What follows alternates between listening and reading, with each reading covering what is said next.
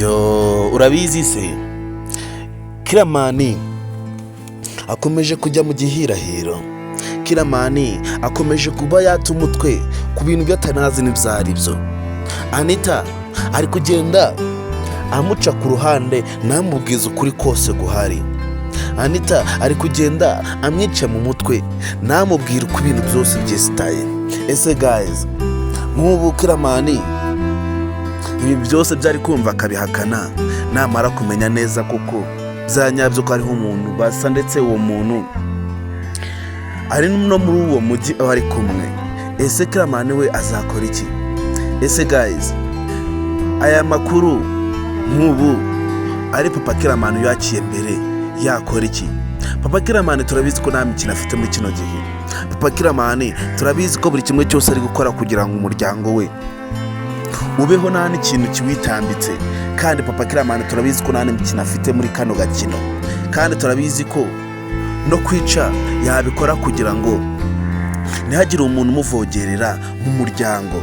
Ese guys, utekereza ko Kiramani afite amakuru yo kuba yamenya murumuna we bari kumubwira atanamuzi?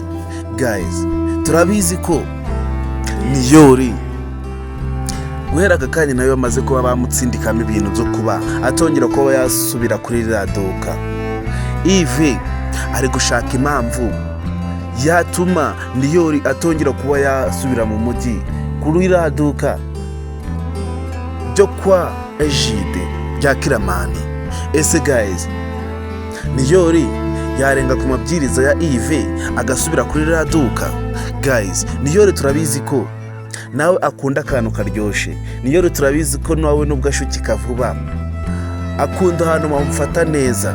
Niyori turabizi ko atamara kabiri adasubiye kuri raduka.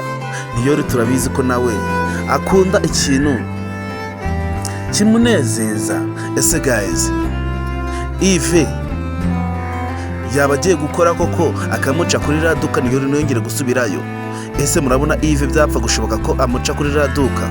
Guys, turabizi ko filime yacu banga muyikunda, kandi turabizi ko munakunda ibikorwa byose tuba turi kubagezaho. Icyo musaba ni uko batera inkunga hano kuri Venke Empire.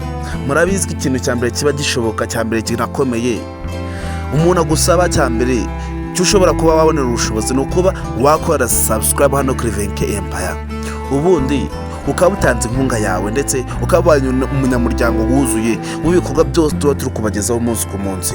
Icyo musaba ni gukora subscribe gusa, ubundi tugakomezanya ibindi bikorwa byose tuba turi kubagezaho umunsi ku munsi. Guys, turabizi ko Kiramani yashize imbaraga mu kuba yashakisha uriya mukecuru Tereza.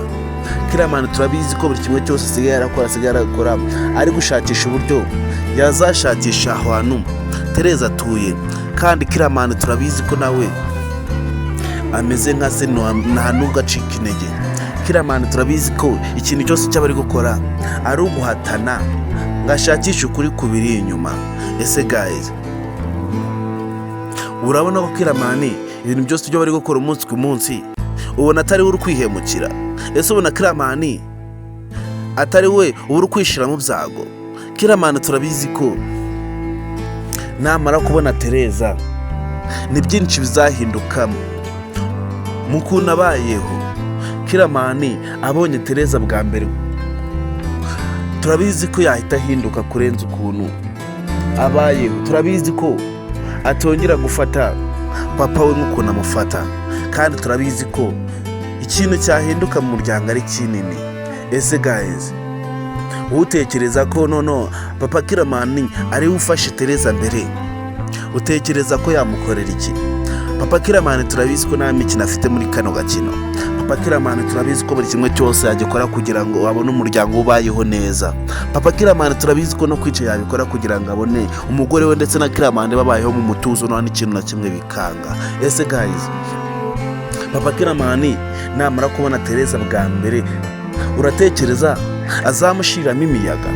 Turabizi ko Papa Kiramani nawe ibi bintu bari barabipanze we na Tereza. Turabizi ko Papa Kiramani yarapanze na Tereza ko nazigera agera imbere y'umuryango we. ikintu cya mbere azakorerwa ni ukuba yishwa, kandi turabizi ibi bintu na Tereza arabizi. Ese guys, Papa Kiramani kuri ino nshuro no yaba agiye kubikora nk'ukuntu babisezeranye? Ese Papa Kiramani ko turi kubona ari gutanga n'amafaranga hose bakanga kumuha location y'ahantu atuye, Papa Kiramani yaba agiye kubikora mu buryo bwe ku buryo noneho arafatisha Tereza bya nyabyo?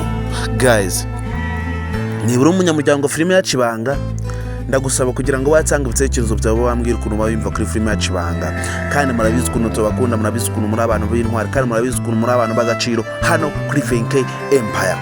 Icyo musaba ni ukuba umunyamuryango wa filime yacu Ibanga.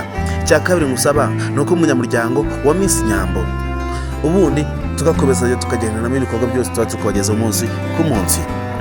Guys, Nyambo nawe yamaze kuba yafata imyanzuro zo kuba yashakisha Niyori ku bubi no ku bwiza, ariko Dete atangiye kuba yamubera ibamba. Dete atangiye kuba yamucabiranya amunyuza hirya no hino kugira ngo abure amahwemo, abure n'ikintu yakorera Niyori kugira ngo abe yamushakisha. Dete ashaka kuba yinjira muri Nyambo ngareka kuba yashakisha Niyori.